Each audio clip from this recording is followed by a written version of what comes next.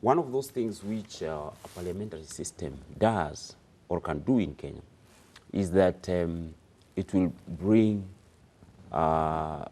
strong political culture into the country. Because if you look at what we've been having since independence, and more recently, political parties have been formed as vehicles for accessing power. Just that's all. After elections, we really do not have any political parties.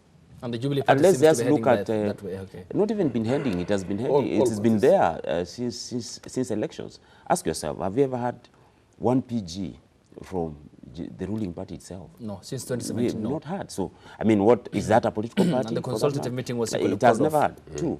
Have you ever had the ruling party having meetings in the counties, you know, in the communities, to popularize itself, to recruit members, to do what other political parties are supposed to do in readiness for any eventuality, any election or whatever? You have never had. And so are many other political parties, briefcase or otherwise.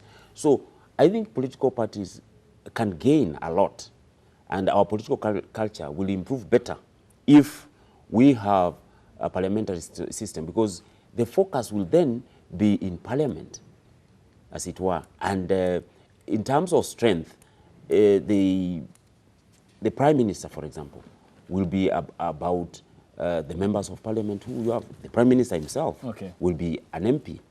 And therefore, the Prime Minister will be the one whose strength in parliament will be, you know, as many MPs as possible, or a coalition of the same.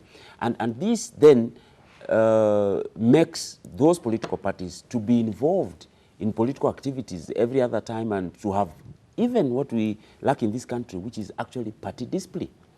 Because party discipline is not exhibited in this country, because political parties are just used during elections and they disappear after elections. And so after elections, we do not have people ascribing or subscribing to any political ideals, because those political parties have not even grown.